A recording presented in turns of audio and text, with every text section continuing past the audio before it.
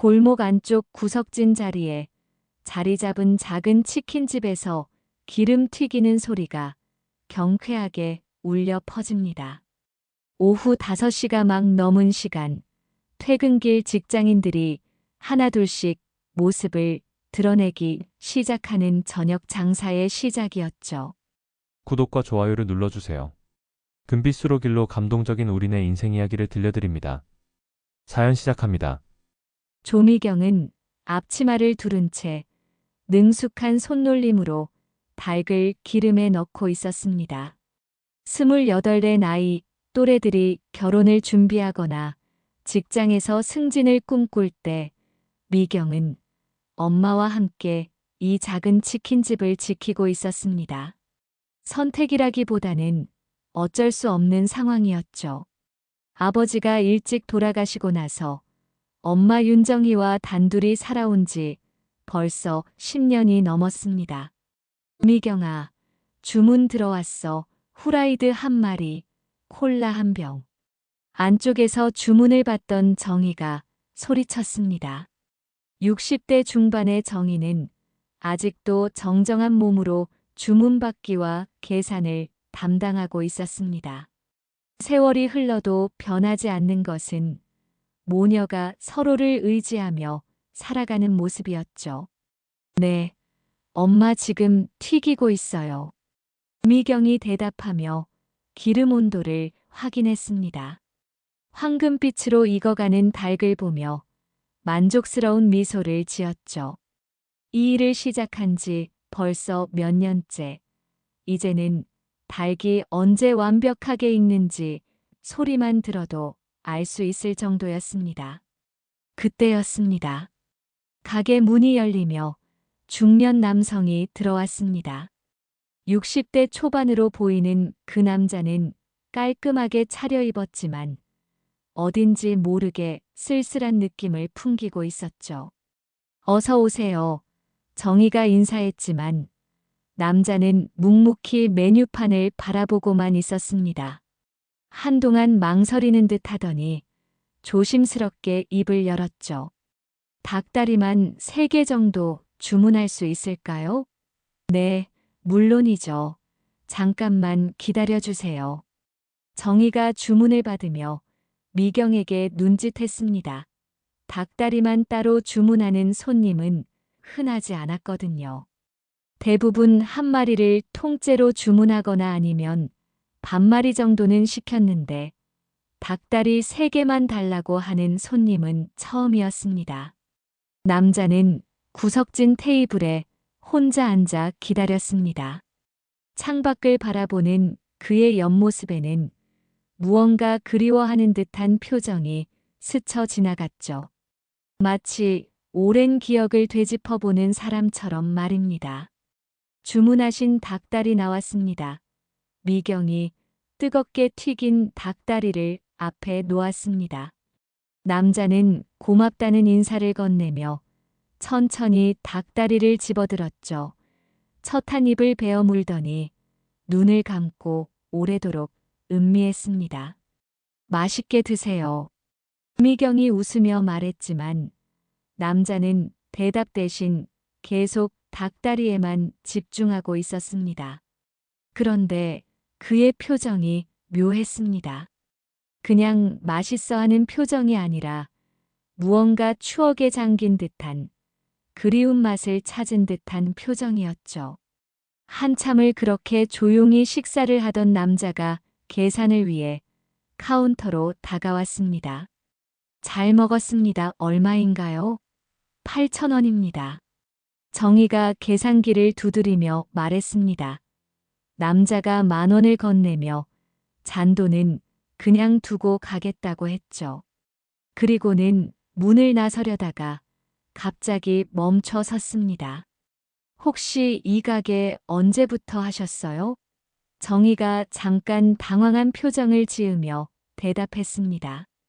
글쎄요, 한 10년 정도 됐을까요? 그렇군요.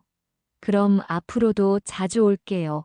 남자는 그렇게 말하고는 가게를 나갔습니다.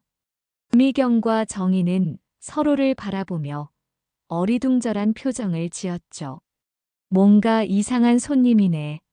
엄마 그러게 닭다리만 시키고. 안쪽에서 식기를 정리하던 엄마도 한마디 거들었죠. 그날 이후로 그 남자는 정말로 자주 나타났습니다. 일주일에 3번 정도.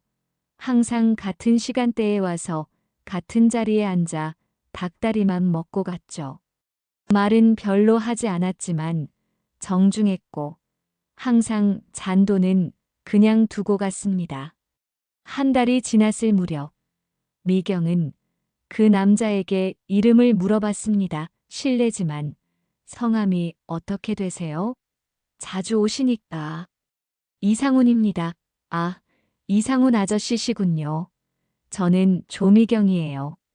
상훈은 고개를 끄덕이며 작은 미소를 지었습니다. 그리고 며칠 뒤 그가 미경에게 한 말은 모든 것의 시작이었죠. 이 치킨 참.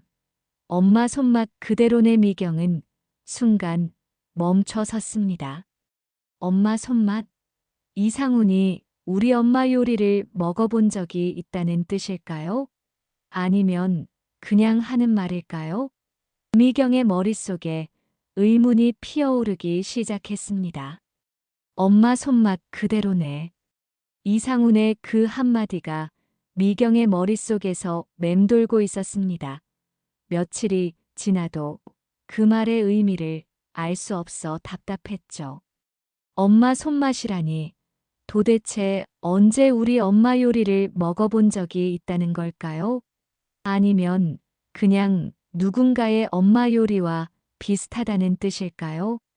그런데 정작 정희는 이상훈이 그런 말을 했다는 걸 들으면 어떤 반응을 보일지 미경은 궁금했습니다. 하지만 딱히 중요한 일도 아닌 것 같아서 따로 말하지는 않았죠. 단골 손님이 맛있다고 하는 말 정도로 여겼으니까요. 오늘도 어김없이 오후 5시경 이상훈이 가게 문을 열고 들어왔습니다. 이제는 완전히 단골이 된 그를 보며 미경이 반갑게 인사했죠. 한 달 넘게 꾸준히 와주는 손님이니 고마운 마음도 있었습니다. 어서 오세요. 이상훈 아저씨, 오늘도 닭다리 3개죠? 네, 그렇습니다. 항상 감사합니다. 상훈이 평소처럼 정중하게 인사하며 구석 테이블로 향했습니다. 그런데 오늘은 뭔가 달랐습니다. 평소보다 조금 더 일찍 온 탓인지 정희가 카운터에서 그릇을 정리하다가 고개를 들었거든요. 보통은 상훈이 올 시간에 정희는 안쪽에서 일하곤 했는데 말입니다. 그 순간이었습니다. 정희의 얼굴이 순식간에 하얗게 질렸습니다. 마치 귀신을 본 사람처럼 온몸이 굳어버렸죠. 손에 들고 있던 하얀 그릇이 그대로 바닥에 떨어져 산산조각이 났습니다. 쨍그랑 깨지는 소리가 조용한 가게 안에 크게 울려 퍼졌죠. 엄마, 괜찮으세요? 다치셨어요? 미경이 깜짝 놀라 뒤돌아봤습니다. 정희는 마치 유령을 본 사람처럼 떨고 있었죠. 시선은 고스란히 이상훈에게 고정되어 있었습니다. 그 눈빛에는 공포와 충격, 그리고 뭔가 말로 표현할 수 없는 복잡한 감정들이 뒤섞여 있었어요. 이상훈 역시 정희를 바라보고 있었습니다. 두 사람 사이에 흐르는 긴장감이 가게 전체를 무겁게 짓누르고 있었죠. 마치 서로를 잘 알고 있는 사람들 같았습니다.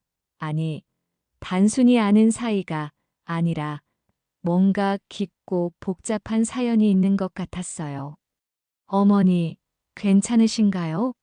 다치신 건 아니시죠?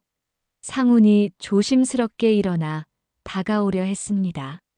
걱정스러운 표정을 지으며 한 발짝 내딛었죠. 그러자 정희가 화들짝 놀라며 뒤로 물러서면서 소리쳤습니다. 오지 마. 오지 마요. 가까이 오지 말라고요. 목소리가 심하게 떨리고 있었습니다. 공포와 분노가 섞인 목소리였죠. 미경은 완전히 상황을 파악할 수 없어 어리둥절해 했습니다. 도대체 무슨 일인지, 왜 엄마가 이렇게 극단적인 반응을 보이는지 전혀 이해할 수 없었거든요. 엄마, 무슨 일이에요? 왜 그러세요? 어디 다치셨나요? 하지만 정희는 대답하지 않고 계속 상훈을 노려보고만 있었습니다. 상훈은 더 이상 다가가지 않고 제자리에 서서 조심스럽게 말했죠. 목소리에는 미안함과 당황스러움이 섞여 있었습니다. 죄송합니다. 놀라게 해드리려던 건 아니었는데 정말 죄송합니다. 나가세요. 지금 당장 나가요. 다시는 이 가게에 오지 마세요. 정희의 목소리에는 절망과 분노가 동시에 섞여 있었습니다. 온몸이 떨리면서도 단호한 어조로 말했죠. 상우는 잠시 망설이다가 깊게 고개를 숙였습니다. 알겠습니다. 정말 죄송합니다. 실례했습니다. 상훈이 돌아서서 가게를 나갔습니다. 문이 닫히는 소리가 유난히 크게 들렸죠. 그가 나가고 나서야 정희는 힘이 빠진 듯 주저앉았습니다. 온몸이 떨리고 있었어요. 엄마, 괜찮아요? 무슨 일이에요? 미경이 급히 엄마 곁으로 달려가 부축했습니다. 정희의 얼굴은 여전히 창백했고 식은땀이 이마에 맺혀 있었죠. 엄마, 도대체 무슨 일이에요? 저 사람 아는 사람이에요? 왜 이렇게 놀라세요? 정희는 한참 동안 말을 하지 못했습니다. 거친 숨을 몰아쉬며 마음을 진정시키려 애쓰고 있었죠. 한참을 그렇게 있다가 겨우 입을 열었습니다. 미경아, 저 사람한테 절대 가까이 가면 안 돼, 알았지?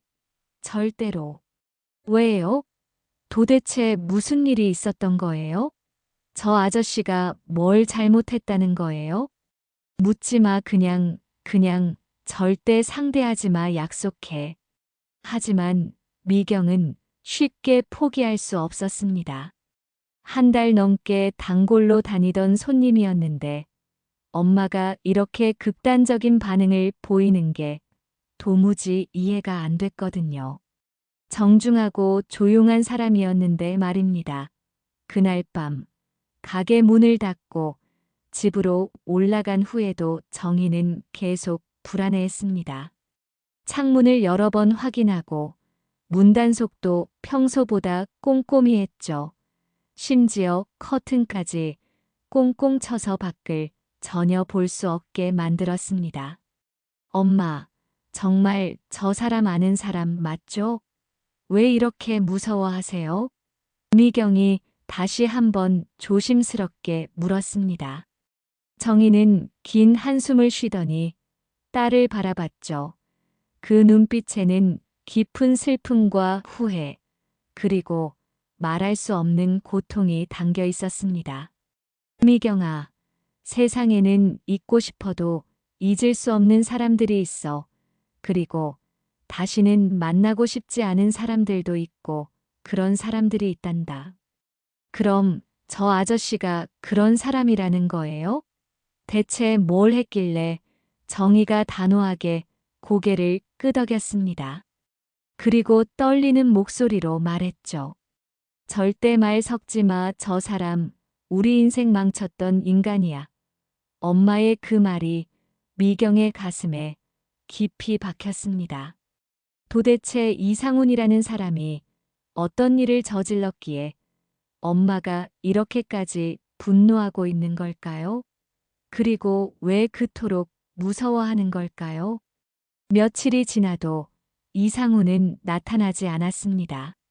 정희는 그제야 조금씩 안정을 찾는 것 같았지만 미경의 마음은 오히려 더욱 복잡해졌죠. 궁금증이 커질수록 답답함도 함께 커져갔습니다. 어느 일요일 오후, 가게가 쉬는 날이라 미경은 집에서 청소를 하고 있었습니다. 엄마는 마트에 장 보러 간 사이 혼자 집안 구석구석을 정리하고 있었죠. 침실 옷장을 정리하다가 높은 선반 위에서 낡은 상자 하나를 발견했습니다. 먼지가 수북이 쌓인 그 상자는 오랫동안 건드리지 않았던 것 같았어요. 호기심에 이끌려 상자를 꺼내 열어봤습니다. 안에는 오래된 사진들과 편지, 그리고 낡은 일기장 하나가 들어있었죠. 미경은 조심스럽게 일기장을 꺼내 펼쳐봤습니다. 표지에는 1997년이라고 적혀 있었어요. 바로 미경이 태어난 해였죠. 엄마의 어린 글씨체로 빼곡히 적힌 일기를 읽기 시작했습니다. 3월 15일 오늘 상훈이가 다시 만나자고 했다 하지만 이미 늦었다는 걸 상훈이는 모른다. 내가 다른 사람과 함께 있다는 것도 모르고 미경의 심장이 빨라지기 시작했습니다. 상훈이라는 이름, 바로 그 이상훈 아저씨와 같은 이름이었거든요. 설마 같은 사람일까요? 미경은 계속해서 일기를 읽어나갔습니다. 4월 2일 상훈이에게 진실을 말해야 할까? 내가 임신했다는 것을, 그리고 그 아이의 아버지가 누구인지 확실하지 않다는 것을. 하지만 상훈이는 너무 어리고 나도 아직 준비가 안 됐다. 미경의 손이 떨리기 시작했습니다. 임신? 그럼 이 일기는 자신에 대한 이야기인 걸까요? 그리고 상훈이라는 사람이 혹시 자신의 아버지와 관련이 있는 걸까요? 5월 18일 상훈이가 결혼하자고 했다 하지만 나는 이미 다른 선택을 했다. 철수 씨와 함께 새 출발을 하기로 했으니까. 상훈이에게는 미안하지만 이게 최선이라고 생각한다. 김철수, 그 이름은 미경이 알고 있는 아버지의 이름이었습니다. 아버지라고 부르며 자랐던 그분 말이죠. 미경은 일기장을 놓을 수가 없었습니다. 6월 30일 상훈이가 진실을 알아버렸다. 내가 다른 남자와 결혼한다는 것을, 그리고 아이까지 가졌다는 것을. 상훈이의 그 절망적인 표정을 평생 잊을 수 없을 것 같다. 7월 10일 상훈이가 마지막으로 찾아왔다. 그 아이가 정말 내 아이가 아니냐고 물었다. 나는 거짓말을 했다. 절대 아니다라고 하지만 진실은 나도 확실하지 않다는 것이다. 미경은 숨이 막힐 것 같았습니다. 그럼 이상훈이 자신의 친아버지일 가능성이 있다는 말인가요? 아니면 지금까지 아버지라고 불렀던 김철수가 진짜 아버지인 걸까요? 일기장을 계속 넘기며 읽어나갔습니다. 엄마의 고민과 갈등이 고스란히 드러나 있었죠. 8월 5일 철수 씨와 결혼식을 올렸다. 상훈이는 오지 않았다. 당연한 일이지만 마음 한구석이 아프다. 10월 12일 미경이가 태어났다. 작고 예쁜 딸하지만 이 아이를 볼 때마다 상훈이 생각이 난다. 이 아이의 진짜 아버지가 누구인지 확실히 알고 싶다. 12월 24일 상훈이가 완전히 사라졌다. 친구들 말로는 다른 도시로 떠났다고 한다. 이제 정말 끝인 것 같다. 미경은 일기장을 덮고 한참을 멍하니 앉아 있었습니다. 머릿속이 복잡했어요. 지금까지 믿어왔던 모든 것들이 흔들리는 느낌이었죠. 그때 현관문이 열리는 소리가 들렸습니다. 엄마가 돌아온 것 같았어요. 미경은 급히 일기장을 상자에 넣고 원래 자리에 올려놓았습니다. 미경아, 나왔다. 정희의 목소리가 들렸습니다. 미경은 최대한 평정심을 유지하려 애썼지만 쉽지 않았어요. 방에서 나와 엄마를 맞이했죠. 엄마, 장보기 힘들지 않으셨어요? 괜찮다 그런데 너 얼굴이 왜 그래? 어디 아프니? 정희가 걱정스러운 표정으로 미경의 얼굴을 살펴봤습니다. 미경은 괜찮다고 대답했지만 마음속으로는 질문들이 폭풍처럼 몰아치고 있었죠. 그날 밤 미경은 잠을 이룰 수 없었습니다. 일기장에서 본 내용들이 계속 머릿속을 맴돌았거든요. 이상훈이 정말 자신의 친아버지일까요? 아니면 그냥 엄마의 옛 연인일 뿐일까요? 다음 날 아침 미경은 결심했습니다. 진실을 알아야겠다고 더 이상 모르는 채로 살 수는 없었어요. 엄마, 하나만 물어볼게요, 뭐. 이상훈 아저씨 정말 우리 가족과 관련이 있는 사람인가요? 정희의 얼굴이 순간 굳어졌습니다. 그리고 조심스럽게 물었죠. 그냥 궁금해서요. 엄마가 그렇게 무서워하시니까. 정희는 한참을 망설이더니 한숨을 쉬었습니다. 미경아, 어떤 진실은 모르는 게 나을 때가 있어. 특히 오래된 일들은 말이야 하지만 저도 알 권리가 있지 않나요? 제가 관련된 일이라면 말이에요. 정희가 놀란 표정으로 미경을 바라봤습니다. 너와 관련된 일이라고? 왜 그렇게 생각하는 거야? 미경은 일기장을 봤다고 말할까 망설였습니다. 하지만 이제는 숨길 수도 없는 상황이었어요. 엄마 혹시 이상훈 아저씨가 제 친아버지인가요? 그 순간 정희의 얼굴에서 모든 피가 빠져나가는 것 같았습니다. 입술이 파르르 떨리며 말을 잇지 못했죠. 그 반응만으로도 미경은 자신의 추측이 틀리지 않았다는 것을 알 수 있었습니다. 미경아, 너 대체 어떻게 정의가 떨리는 목소리로 물었습니다. 미경은 더 이상 숨길 수 없다고 생각했어요. 진실을 알기 위해서는 솔직해져야 했으니까요. 엄마 일기장을 봤어요. 1997년 일기장 거기에 상훈이라는 사람 이야기가 나오더라고요. 정희가 충격을 받은 듯 주저앉았습니다. 오래전 감춰뒀던 비밀이 딸에게 발각된 것이었죠. 그럼 정말 그 사람이 제 친아버지인 거예요?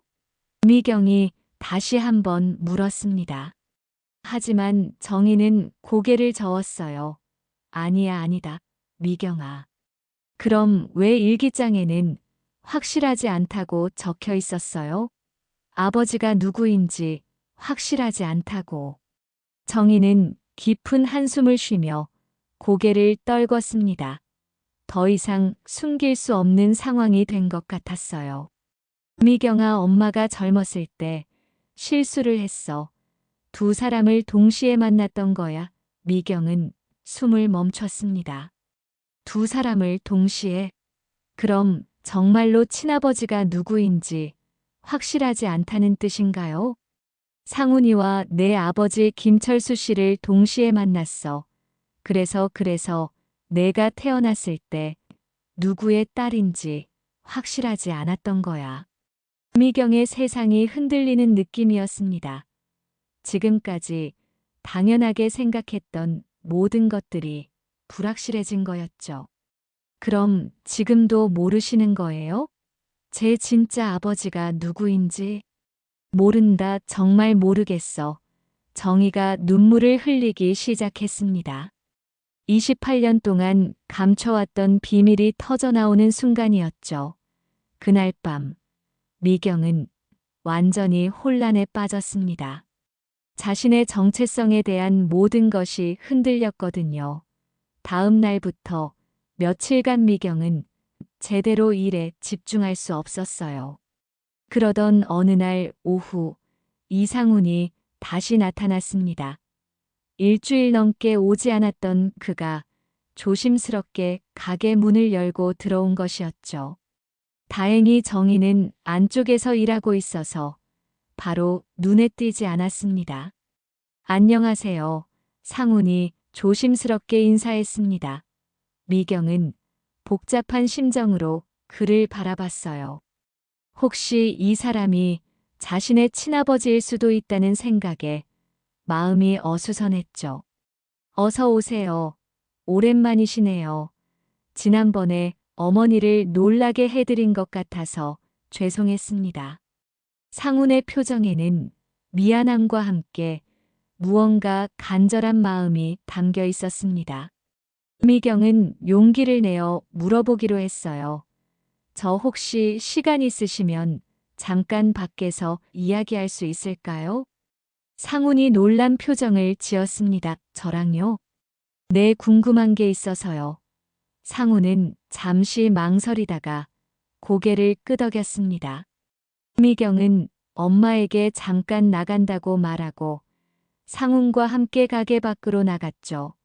근처 작은 공원의 벤치에 앉아서 미경은 떨리는 마음으로 입을 열었습니다. 이상훈 아저씨, 혹시 제가 태어나기 전에 우리 엄마와 연인 사이셨나요? 상훈의 얼굴이 굳어졌습니다. 예상했던 질문이었지만 막상 들으니 당황스러웠던 것 같아요. 왜 갑자기 그런 걸? 엄마 일기장을 봤어요. 거기에 상훈이라는 사람 이야기가 나오더라고요. 상훈이 깊은 한숨을 쉬었습니다. 그리고 조용히 고개를 끄덕였죠. 맞습니다. 오래전 일이지만 미경의 심장이 빨라졌습니다. 그럼 정말로 이 사람이 자신과 관련이 있는 거였어요. 그럼 혹시 미경이 말을 잇지 못하고 있을 때 상훈이 먼저 입을 열었습니다. 혹시 저를 아버지라고 생각하고 계신 건 아니죠? 그게 아닙니다. 상훈이 단호하게 말했습니다. 저는 당신의 아버지가 아닙니다. 미경은 실망과 안도감이 동시에 밀려왔습니다. 실망스러운 동시에 왠지 마음 한구석이 편해지는 느낌이었어요. 정말요? 네, 확실합니다. 상훈이 쓸쓸한 미소를 지으며 말했습니다.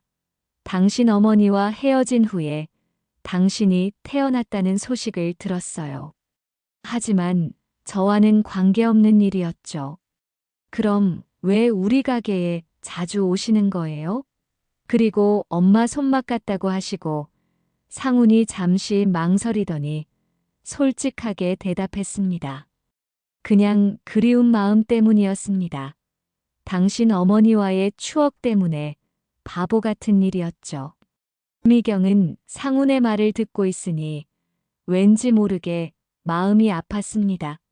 이 사람도 나름대로 아픈 과거를 안고 살아가고 있는 것 같았거든요.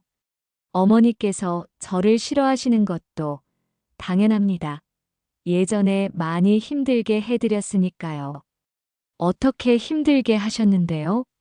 상훈이 고개를 떨궜습니다. 젊은 시절의 이기적인 행동들, 지금 생각해보면 정말 후회스러운 일들이었어요. 그때 상훈의 휴대폰이 울렸습니다. 전화를 받은 상훈의 표정이 심각해졌어요. 네, 알겠습니다. 지금 가겠습니다. 전화를 끊은 상훈이 미경에게 말했습니다. 죄송합니다. 급한 일이 생겨서. 괜찮아요. 오늘 말씀해 주셔서 고마워요.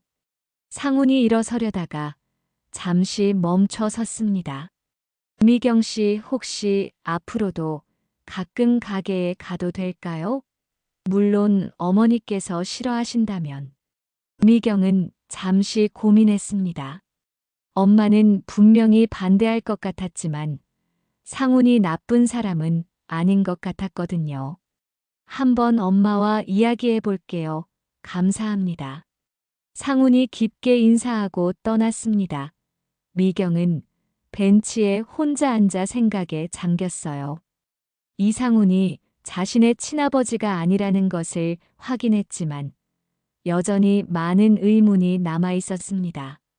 그리고 무엇보다 궁금한 것은 그럼 자신의 진짜 아버지는 정말 김철수가 맞는 걸까요?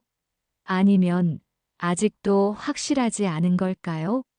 미경은 상훈과의 대화를 끝내고 가게로 돌아왔습니다. 이상훈이 자신의 친아버지가 아니라는 것을 확인했지만 마음은 여전히 복잡했어요. 그럼 도대체 엄마와 이상훈 사이에 무슨 일이 있었던 걸까요? 가게에 들어서자 정희가 걱정스러운 표정으로 다가왔습니다. 미경아, 어디 갔다 온 거야? 갑자기 나간다고 하고 그냥 잠깐 바람 쐬러 나갔다 왔어요. 미경은 상훈과 만난 이야기는 하지 않기로 했습니다. 엄마가 또 놀랄 것 같았거든요. 며칠이 지나면서 미경은 계속 고민에 빠져 있었습니다. 이상훈이 친아버지가 아니라면 왜 엄마는 그렇게까지 그를 무서워하고 미워하는 걸까요? 단순히 옛 연인이었다는 이유만으로는 너무 극단적인 반응 같았어요. 그러던 어느 날 저녁 가게에 손님이 없어 한가한 시간이었습니다. 미경은 용기를 내어 엄마에게 물어보기로 했어요. 엄마, 이상훈 아저씨와 대화해봤어요. 정희가 깜짝 놀라며 미경을 바라봤습니다. 뭐라고? 언제? 어디서? 며칠 전에 잠깐 그분이 자신은 제 아버지가 아니라고 하시더라고요. 정희의 얼굴이 복잡해졌습니다. 안도와 걱정이 동시에 스쳐 지나가는 표정이었죠. 그렇다면 다행이지만 미경아, 그 사람 말을 다 믿으면 안 돼. 왜요? 거짓말할 이유가 있나요? 정희가 한참을 망설이더니 무거운 표정으로 입을 열었습니다. 미경아, 엄마가 그 사람을 미워하는 건 단순히 옛 연인이었기 때문이 아니야. 그럼 뭐 때문이에요? 그 사람이 우리 가족을 망가뜨렸거든. 미경은 더욱 궁금해졌습니다. 어떻게 가족을 망가뜨렸다는 걸까요? 그때 가게 문이 열리며 손님이 들어왔습니다. 대화는 거기서 중단될 수밖에 없었죠. 하지만 미경의 궁금증은 더욱 커져만 갔습니다. 다음 날 미경은 이상훈에게 직접 연락해 보기로 했습니다. 지난번에 명함을 주고 갔었거든요. 망설이다가 문자를 보냈어요. 안녕하세요. 조미경입니다. 시간 되실 때 한 번 더 만나서 이야기할 수 있을까요? 1시간 후 답장이 왔습니다. 물론입니다. 언제 어디서 만날까요? 그렇게 해서 미경은 이상훈과 다시 만나게 되었습니다. 이번에는 조금 떨어진 카페에서 만났어요. 연락해 주셔서 고맙습니다. 무슨 일이신지요? 상훈이 조심스럽게 물었습니다. 미경은 직설적으로 물어보기로 했어요. 엄마가 아저씨를 정말 많이 미워하세요. 우리 가족을 망가뜨렸다고 하던데 도대체 무슨 일이 있었던 건가요? 상훈의 얼굴이 어두워졌습니다. 예상했던 질문이었지만 대답하기는 쉽지 않아 보였어요. 그것도 오래된 일입니다. 그래도 알고 싶어요. 저와도 관련된 일 같은데. 상훈이 긴 한숨을 쉬며 천천히 입을 열었습니다. 당신 어머니와 헤어진 후 저는 많이 방황했어요. 술도 많이 마시고 잘못된 선택들을 했죠. 어떤 선택들이요? 당신 아버지 김철수 씨 회사에서 일하고 있었는데 제가 복수심에 그분에게 해를 끼쳤습니다. 미경의 얼굴이 굳어졌습니다. 아버지에게 해를 끼쳤다니 어떤 의미인지 대충 짐작이 갔어요. 구체적으로 뭘 하셨는데요? 상훈이 고개를 떨궜습니다. 회사 돈을 횡령한 것처럼 조작했어요. 증거도 만들고 그 바람에 김철수 씨는 회사에서 쫓겨나고 경찰서까지 가게 되었죠. 미경은 충격을 받았습니다. 아버지가 왜 그렇게 힘들어했는지, 왜 일찍 돌아가셨는지 이제야 이해가 되기 시작했어요. 나중에 진실이 밝혀져서 김철수 씨의 억울함은 풀렸지만 이미 그분의 건강은 많이 나빠진 후였어요. 스트레스 때문에. 그래서 아버지가 일찍 돌아가신 거예요? 제 잘못입니다. 모든 게 제 잘못이에요. 상훈의 목소리가 떨리고 있었습니다. 오랫동안 숨겨왔던 죄책감이 터져나오는 순간이었죠. 미경은 말을 잇지 못했습니다. 지금까지 병으로 돌아가신 줄 알았던 아버지가 사실은 이 사람 때문에 고생하다가 돌아가신 거였어요. 왜 그런 짓을 하셨어요? 젊은 시절의 어리석음이었어요. 당신 어머니를 빼앗긴 것에 대한 분노와 질투, 그런 감정들이 저를 잘못된 길로 이끌었죠. 그럼 지금 우리 가게에 오는 것도 속죄하고 싶어서입니다. 용서받을 수 없다는 걸 알지만 그래도 마지막으로 사과라도 하고 싶었어요. 미경의 마음은 복잡했습니다. 분노와 동시에 상훈의 진심 어린 후회도 느껴졌거든요. 그럼 엄마가 아저씨를 그렇게 무서워하는 이유가 제가 한때 많이 위험한 사람이었거든요. 복수심에 눈이 멀어서 무슨 일이든 할 수 있는 사람이었죠. 상훈이 쓰라린 표정으로 말했습니다. 하지만 이제는 달라요. 나이도 들었고 많은 것들을 깨달았어요. 다시는 그런 일은 하지 않을 거예요. 그래도 엄마 입장에서는 믿기 어려우실 거예요. 당연하죠. 저라도 그럴 거예요. 둘은 한동안 말없이 앉아 있었습니다. 무거운 진실이 공개된 후의 정적이었죠. 미경 씨, 제가 부탁 하나만 드려도 될까요? 뭔가요? 어머니께 정말 죄송하다고 전해주세요. 그리고 더 이상 가게에 가지 않겠다고. 미경이 고개를 들었습니다. 꼭 그러셔야 하나요? 네. 아저씨도 후회하고 계시고 진심으로 사과하고 싶어 하시는 것 같은데 한번 직접 사과해 보시는 건 어떨까요? 상훈이 놀란 표정을 지었습니다. 그럴 수 있을까요? 어머니께서 받아주실까요? 모르죠. 하지만 시도해 볼 가치는 있을 것 같아요. 미경도 자신이 왜 이런 말을 하는지 확실하지 않았습니다. 하지만 왠지 이 일이 제대로 정리되어야 할 것 같은 느낌이 들었어요. 그날 밤, 미경은 엄마에게 상훈과의 대화 내용을 모두 말했습니다. 정희는 충격을 받은 듯 한동안 말을 하지 못했죠. 그 사람이 정말 그런 말을 했다고? 네, 정말 후회하고 있는 것 같았어요. 정희의 표정이 복잡해졌습니다.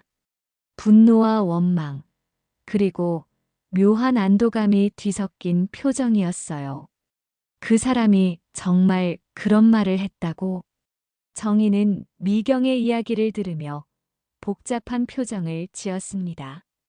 20여 년 동안 마음속에 묻어두었던 분노와 원망이 조금씩 흔들리고 있었어요. 엄마, 한번 만나서 직접 이야기해 보시는 게 어떨까요? 미경이 조심스럽게 제안했습니다. 하지만 정희는 단호하게 고개를 저었죠. 안 돼, 절대 안 돼. 그 사람을 다시 만날 수는 없어. 왜요? 진심으로 사과하려고 하시는데. 미경아, 너는 몰라. 그 사람이 얼마나 무서운 사람인지 한번 변한 사람이 다시 변할 수 있다고 생각해.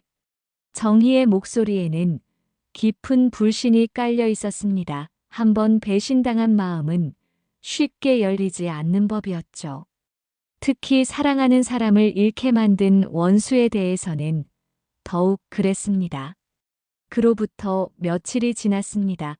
상우는 다시 나타나지 않았고 평소처럼 평온한 일상이 계속되는 것 같았어요. 하지만 미경의 마음속에는 여전히 무언가 해결되지 않은 느낌이 남아 있었습니다. 마치 퍼즐의 마지막 조각이 빠져 있는 것 같은 답답함이었죠. 매일 치킨을 튀기고 손님을 받으면서도 미경의 머릿속에는 계속 의문들이 맴돌았습니다. 정말로 모든 진실을 다 들은 걸까요? 아직도 숨겨진 이야기가 더 있는 건 아닐까요? 그러던 어느 목요일 저녁, 예상치 못한 일이 벌어졌습니다.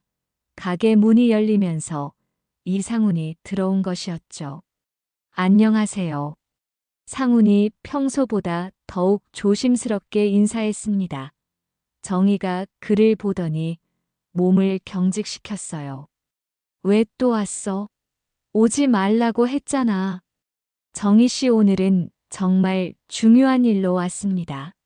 상훈의 말에 정희가 의아해했습니다. 그리고 상훈 뒤에 선 남성을 바라봤죠. 이분은 누구야? 상훈이 그 남성을 앞으로 이끌며 말했습니다. 제가 고아원에서 봉사활동을 하면서 만난 분입니다. 이분의 이야기를 들어보시면. 그때 그 남성이 조심스럽게 입을 열었습니다. 안녕하세요. 제 이름은 박상민입니다. 상민의 목소리는 떨리고 있었어요. 정희를 바라보는 그의 눈빛에는 그리움과 두려움이 동시에 담겨 있었죠. 저는 28년 전에 고아원에 맡겨진 아이입니다. 정희의 얼굴이 순간 하얗게 질렸습니다. 29년 전. 그럼 미경보다 한 살 많다는 건가요? 제가 태어난 곳이 이 동네 산부인과였고 어머니의 이름이 윤정이라고 들었습니다. 그 순간 정희의 다리에 힘이 빠졌습니다. 미경이 급히 엄마를 부축했죠. 엄마의 눈빛이 매우 흔들리고 불안해 보였습니다.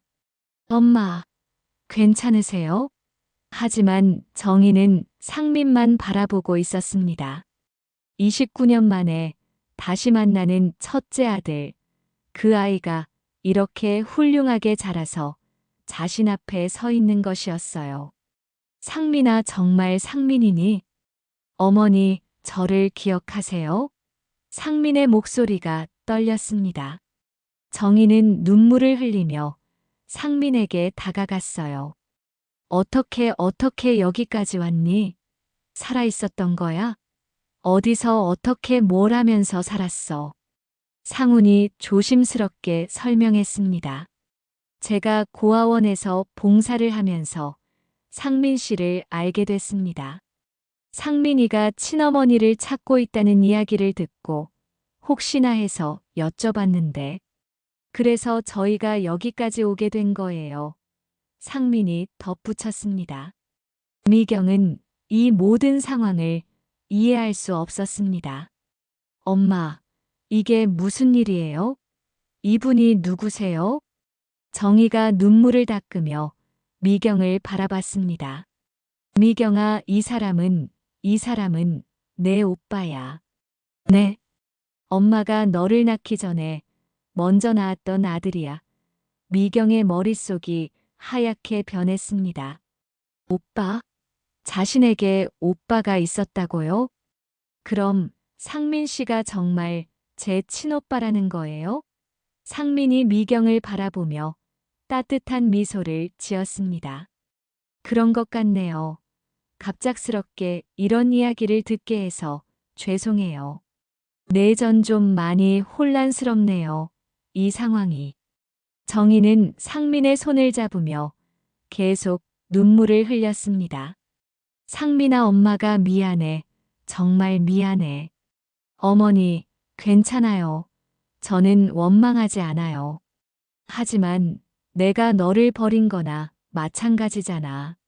어머니께서 최선의 선택을 하신 거라고 생각해요. 덕분에 저는 좋은 사람들을 만나 잘 자랄 수 있었거든요. 그때 정희가 상훈을 바라봤습니다. 복잡한 감정이 얼굴에 드러났어요. 상훈아, 내가 상민이를 찾아준 거야? 정희 씨에게 큰 상처를 주고 저는 고아원에 가서 봉사를 했어요. 마음 둘 곳이 없어서 친아들같이 생각하면서 상민이를 가슴에 품었는데 상민이 이야기를 들어보니 당신의 아들일 가능성이 높다고 생각했어요. 왜 그런 일을 했어? 상훈이 고개를 숙였습니다.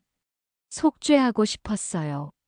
제가 김철수 씨께 한 일 평생 후회하며 살고 있어요. 그래서 정희 씨에게 조금이라도 기쁨을 드리고 싶었습니다. 정희는 한참을 망설이더니 입을 열었습니다. 상훈아, 내가 한 일은 여전히 용서하기 어려워하지만 네, 상민이를 찾아준 건 정말 고마워. 어려서 상민이를 낳고 엄마가 강제로 고아원에 보내버려서 난 아이가 죽었다는 말만 믿고 있었는데 상훈의 눈에 눈물이 맺혔습니다. 상민이가 엄마를 늘 그리워했어요. 눈물을 훔치던 정희가 다시 차가운 눈빛으로 상훈을 바라보았습니다. 상민이를 만나게 해줬다고 해서 당신을 용서하는 건 아니에요. 훌륭하게 키워준 건 정말 고맙지만 당신하고는 상관없는 이야기예요. 정희는 냉정하고 단호한 태도로 상훈을 대했습니다. 그런 정희에게 상훈이 한마디 하고 씁쓸한 표정을 지었습니다. 걱정 말아요. 정희 씨, 나는 아무것도 바라는 게 없어요. 저는 평생 속죄하며 살 거예요. 미경이 상민에게 다가갔습니다. 상민 오빠, 정말 제 오빠가 맞나요? 그런 것 같아요. 이상하게도 처음 봤는데 친근한 느낌이 들어요. 저도요. 그런데 오빠는 지금 뭘 하세요? 작은 회사에서 일하고 있어요. 그리고 주말에는 고아원에서 봉사활동을 하고요. 정희가 상민의 손을 꼭 잡으며 말했습니다. 상민아, 앞으로 자주 와. 엄마가 맛있는 거 많이 해줄게. 정말요? 그럼 저는 이제 집이 있는 거네요. 고마워요. 엄마 자주 올게요. 상민의 말에 가게 안에 따뜻한 분위기가 흘렀습니다. 상훈이 조심스럽게 말했습니다. 그럼 저는 이만. 그렇게 정희는 죽은 줄로만 알았던 아들을 만나게 된 기쁨에 과거의 상처가 조금 치유가 되는 느낌을 받습니다. 정희는 상처받았을 미경이 걱정되었지만 할머니가 돌아가시기 전 미경에게 해준 말이 있어 크게 놀랐거나 당황스럽지는 않았습니다. 오히려 엄마의 깊은 상처가 조금 아물었기를 기도했죠. 며칠 후 상민이 혼자 가게에 찾아왔습니다. 이번에는 상훈 없이 온 것이었죠. 미경은 반갑게 맞아주었지만 상민의 표정이 평소와 달리 심각해 보였어요. 어머니, 미경아, 이야기할 게 있어. 상민이 무거운 목소리로 말했습니다. 정희와 미경이 그의 표정을 보며 불안해했죠. 무슨 일이야, 상민아? 사실 제가 어머니를 찾아온 이유가 따로 있어요. 상민이 깊은 숨을 쉬며 계속했습니다. 저는 지금 작은 회사를 운영하고 있어요. 다행히 사업이 잘 되어서 제법 성공한 편이죠. 미경이 놀란 표정을 지었습니다. 정말요? 그럼 오빠가 사업가세요? 응, 하지만 그게 중요한 게 아니에요.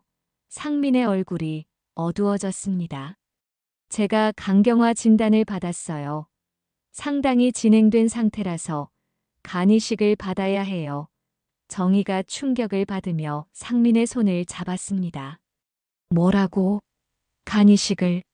내 의사 선생님께서 빨리 수술을 받지 않으면 위험하다고 하셨어요. 미경도 당황했습니다. 그럼 지금까지 아픈 티를 안 내신 거예요? 걱정 끼치고 싶지 않았어요. 그리고 사실 이것 때문에 어머니를 찾게 된 거거든요. 정희가 의아해했습니다. 무슨 뜻이야? 간이식을 받으려면 가족 중에서 기증자를 찾는 게 가장 좋대요. 혈액형과 조직 적합성이 맞을 확률이 높으니까요. 상민의 설명에 정희는 망설임 없이 말했습니다. 그럼 엄마가 해줄게. 검사 받아볼게. 정말요? 당연하지. 내가 내 아들인데. 하지만 상민의 표정은 여전히 어두웠어요. 어머니 사실 제가 어머니를 원망했던 적이 있어요. 상민아, 어렸을 때 왜 저만 부모님이 없는지 이해할 수 없었거든요. 다른 아이들은 다 가족이 있는데. 상민의 목소리에 쌓여있던 감정이 드러나기 시작했습니다. 할머니께서 어머니가 어려서 어쩔 수 없었다고 하셨지만 그래도 원망스러웠어요. 정희는 상민의 말을 들으며 마음이 아팠습니다. 상민아, 엄마가 정말 미안해. 지금은 이해해요. 어머니도 피해자셨다는 걸. 하지만 그 상처가 완전히 사라지지는 않더라고요. 미경이 상민의 손을 잡았습니다. 오빠, 이제는 우리가 있잖아요. 진짜 가족이 생긴 거예요. 고마워. 미경아, 내가 있어서 정말 다행이야. 며칠 후 정희와 미경은 상민과 함께 병원에 갔습니다. 조직 적합성 검사를 받기 위해서였죠. 상훈도 함께 왔어요. 검사 결과가 나오려면 며칠 걸릴 거예요. 의사가 설명했습니다. 혈액형은 어머니와 상민 씨가 같으니까 일단 희망적이에요. 검사를 마치고 집으로 돌아오는 길, 상민이 갑자기 말했습니다. 어머니, 만약 이식 수술이 성공하면 제가 어머니께 뭔가 해드리고 싶어요. 무슨 소리야? 내가 건강하게 사는 게 최고지. 아니에요. 제가 그동안 혼자 살면서 번 돈이 꽤 있어요. 이 가게도 새로 단장해드리고 미경이 하고 싶은 일이 있으면 도와주고 싶고요.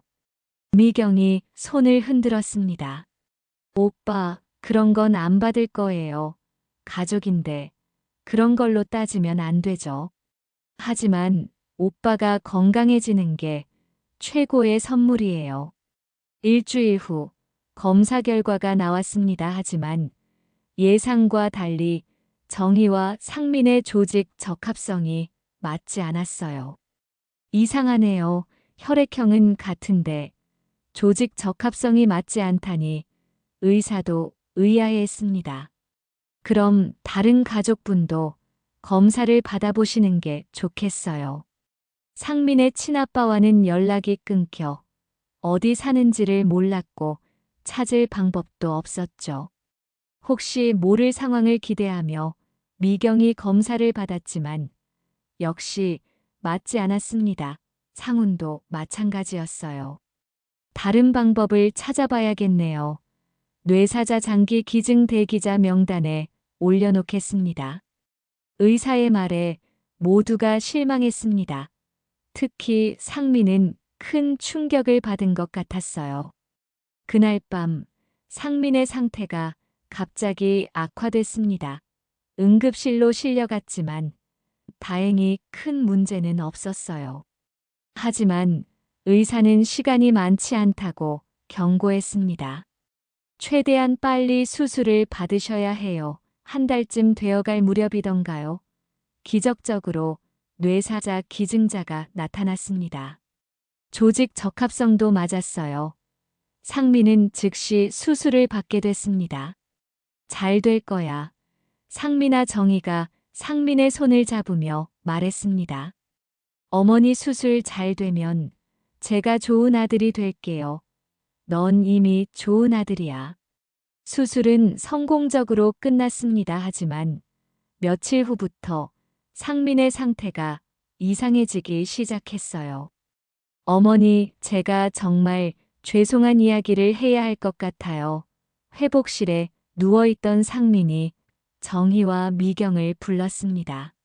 얼굴이 많이 야위어 있었어요. 무슨 이야기야? 제 회사 사실 큰 빚을 지고 있어요. 정희와 미경이 놀란 표정을 지었습니다. 무슨 말이니? 겉으로는 성공한 것처럼 보였지만 실제로는 빚이 수억 원이나 돼요. 투자 실패와 사기를 당해서 상민의 목소리가 점점 약해져 갔습니다. 그래서 더 빨리 어머니를 찾아야겠다고 생각했어요. 혼자서는 감당할 수 없어서. 상민아, 왜 진작 말하지 않았니? 죄송해요. 성공한 아들로 보이고 싶었어요. 괜찮아. 네가 가난하면 어떻고 부자면 어떠니. 그때 상훈이 들어왔습니다. 상민이 상태가 어때요? 상민이 상훈을 보더니 간절한 표정을 지었습니다. 상훈 형, 부탁이 있어요. 무슨 부탁? 제가 죽으면 제 모든 걸 형에게 맡기고 싶어요. 무슨 소리야? 이제 수술 받았는데 죽는다니. 얼른 회복해서. 하지만 상민의 상태는 급격히 악화되고 있었습니다. 새로 이식받은 간이 제대로 기능하지 못하고 있었어요. 상민아, 정희가 울부짖었지만 상민은 의식을 잃어가고 있었습니다. 상훈영 형이, 우리 엄마 미경이 잘 돌봐주세요. 그것이 상민의 마지막 말이었습니다. 상민은 수술 일주일 만에 세상을 떠났습니다. 간이식 후 급성 거부 반응으로 인한 것이었어요. 가족을 찾은 기쁨도 잠시, 다시 이별을 맞게 된 것이었죠. 장례식 다음 날, 상민의 유언장이 공개됐습니다. 모든 재산과 부채를 이상훈에게 상속한다. 상훈 형이 나를 가족에게 돌려보내 주었으니 이제 내 몫까지 책임져 달라. 상훈은 갑작스러운 상속에 당황했습니다.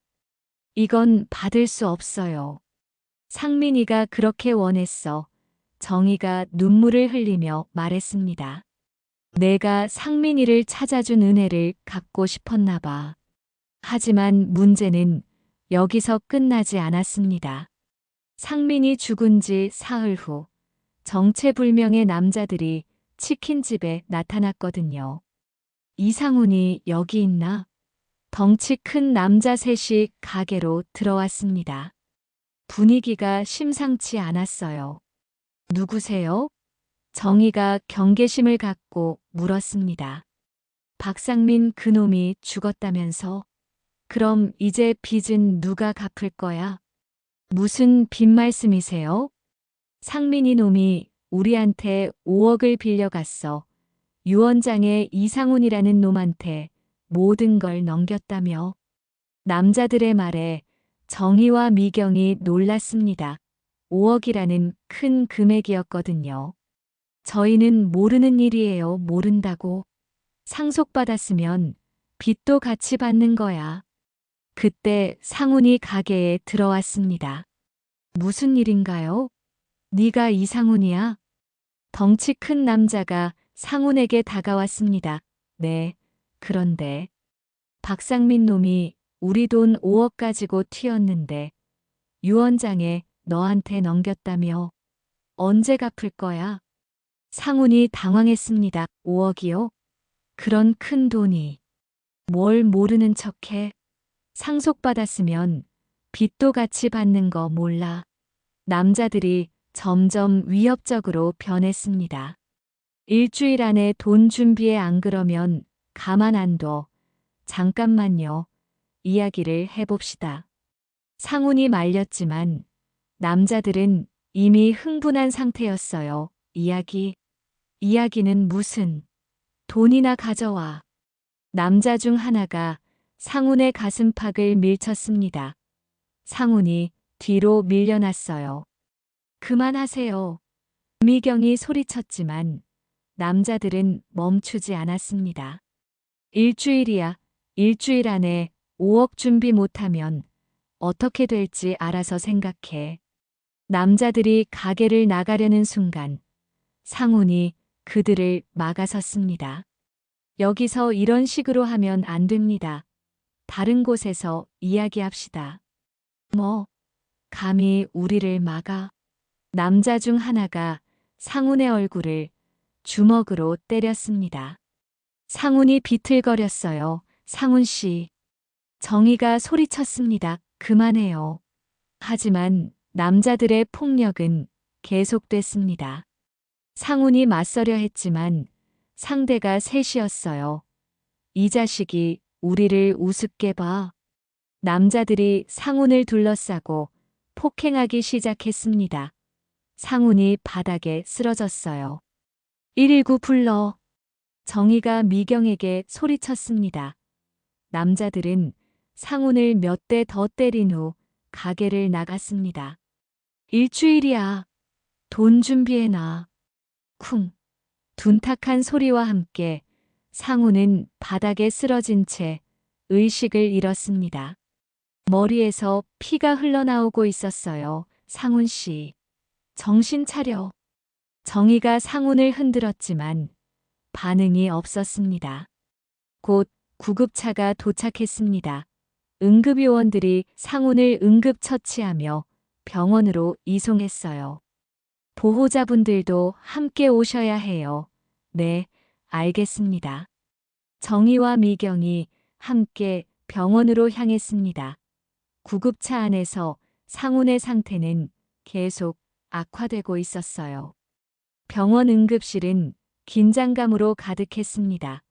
상훈이 응급실로 실려간 후 의료진들이 분주하게 움직이고 있었어요. 정희와 미경은 복도에서 초조하게 기다리고 있었습니다.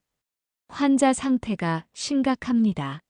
응급실에서 의료진의 목소리가 들려왔어요. 혈압이 급격히 떨어지고 있어요. 출혈이 심해서 수혈이 필요합니다. 정희의 얼굴이 하얗게 질렸습니다. 미경이 엄마의 손을 꼭 잡았죠. 의사 선생님, 상태가 어떤가요? 정희가 나타난 의사에게 물었습니다. 뇌출혈이 심각한 상태입니다.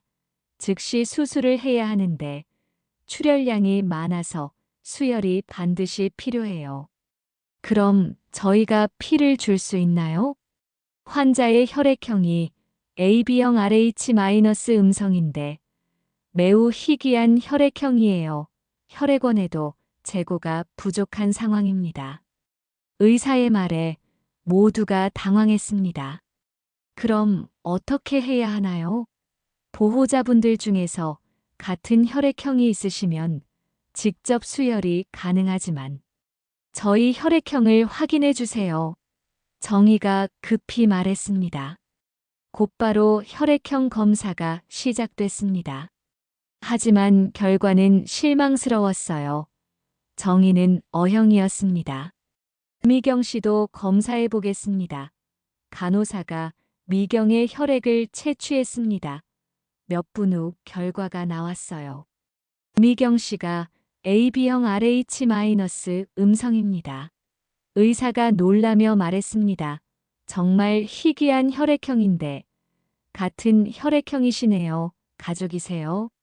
아니요. 친아버지는 아니세요.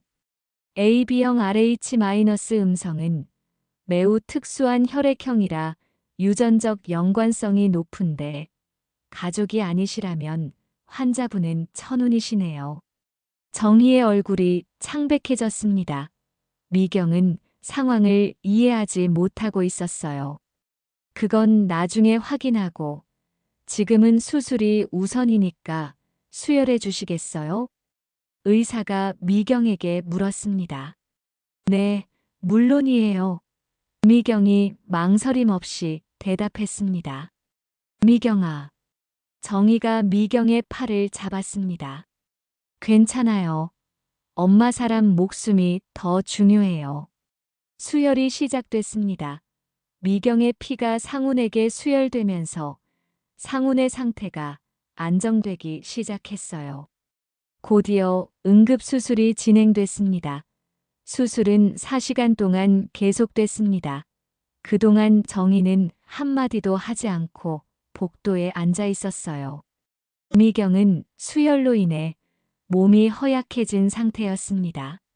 수술이 끝났습니다. 의사가 나타났습니다. 다행히 수술은 성공했어요. 하지만 아직 위험한 상태라 며칠 더 지켜봐야 합니다. 정말요?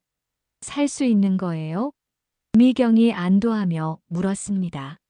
네, 미경 씨가 수혈해 주신 덕분에 살 수 있었어요. 그때 의사가 조심스럽게 말했습니다. 그런데 혈액형 때문에 DNA 검사를 추가로 해봤는데요. DNA 검사요? 네. AB형 RH- 음성은 정말 희귀해서 혈연 관계를 확인해 봤더니 의사가 검사 결과지를 들고 말했습니다. 미경 씨와 환자분이 친부녀 관계로 나왔어요. 그 순간 모든 사람들이 충격에 빠졌습니다. 뭐라고요? 미경이 믿을 수 없다는 표정으로 물었습니다.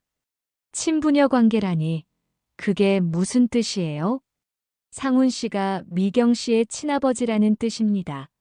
정희가 주저앉았습니다. 더 이상 숨길 수 없는 상황이 된 것이었어요. 엄마 이게 무슨 일이에요? 미경이 정희를 바라보며 물었습니다. 설마 정말 상훈 아저씨가 제 친아버지인가요? 정희가 고개를 끄덕였습니다. 눈물이 흘러내리고 있었어요. 미안해, 정말 미안해. 미경아, 왜 그런 거짓말을 하신 거예요? 그때는 어쩔 수 없었어. 정희가 떨리는 목소리로 말하기 시작했습니다. 상훈이가 내 아버지 김철수를 해친 후에 너를 임신한 걸 알았어. 하지만 상훈이에 대한 원망과 분노가 너무 커서. 그래서요? 상훈이에게 내가 친딸이라는 걸 말할 수 없었어. 그 사람이 내 아버지라는 걸 인정하고 싶지 않았거든. 미경은 충격에 말을 잇지 못했습니다. 그럼 지금까지 아버지라고 불렀던 김철수 씨는 내 양아버지였어. 상훈이가 임신 사실을 모를 때 김철수 씨와 결혼했고 그분이 내 친아버지인 것처럼 키웠어. 상민이는 미경과 첫 번째 남자친구와의 사이에서 낳은 아이고 미경이는 상훈이와의 사이에서 낳은 아이였습니다. 모든 진실이 드러나는 순간이었습니다.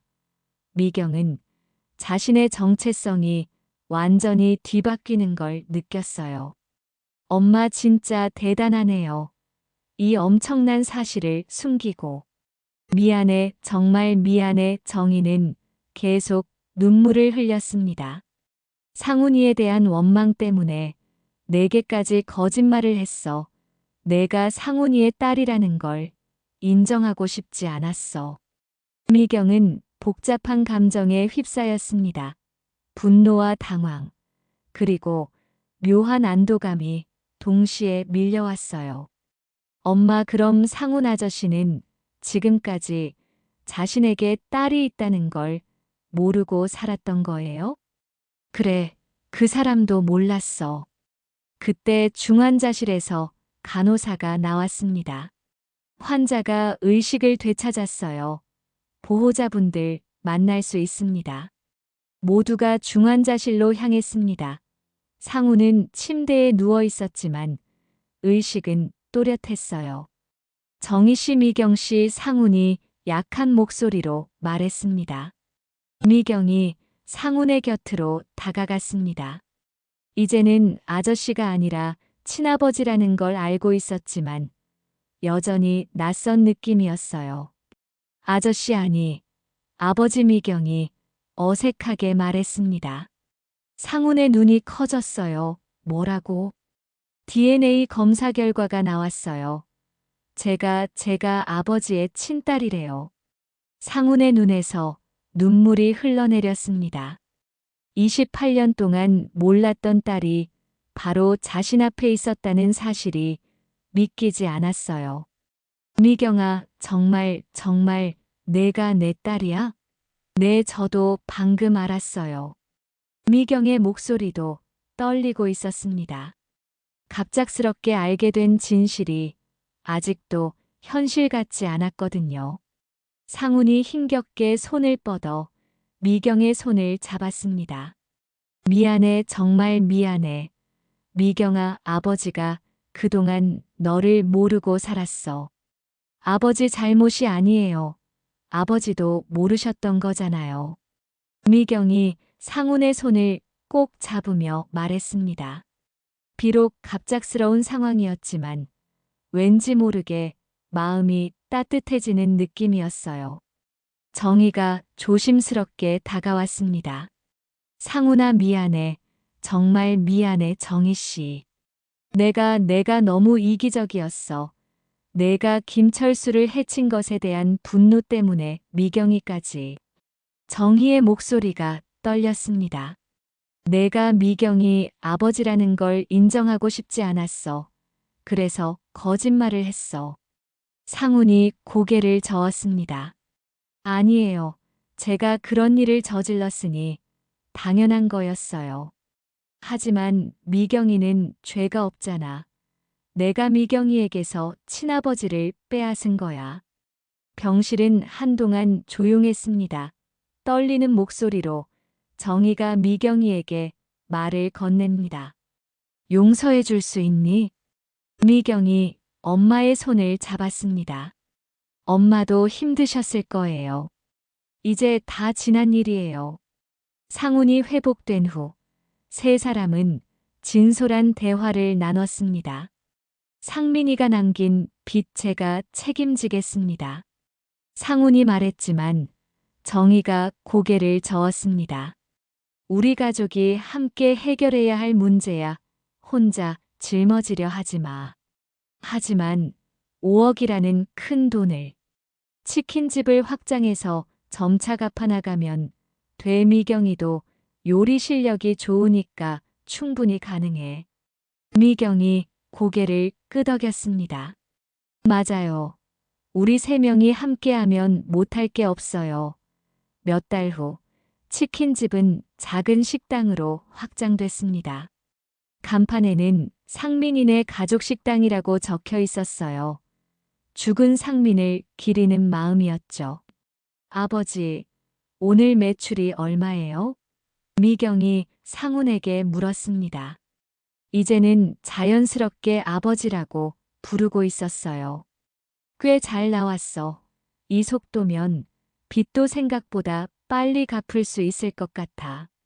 정희가 미소를 지으며 말했습니다. 상민이가 하늘에서 도와주고 있는 것 같아. 저녁 시간 마지막 손님을 보내고 세 사람은 함께 치킨을 나누어 먹었습니다.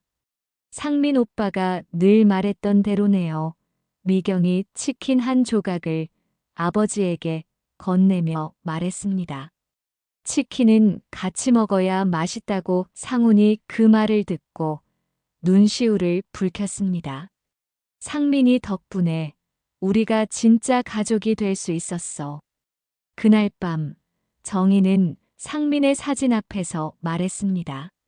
상민아, 내가 원했던 대로 우리 모두 행복하게 살고 있어. 고마워, 아들아. 치킨 한 마리로 시작된 이야기는 이렇게 진짜 가족의 탄생으로 마무리됐습니다.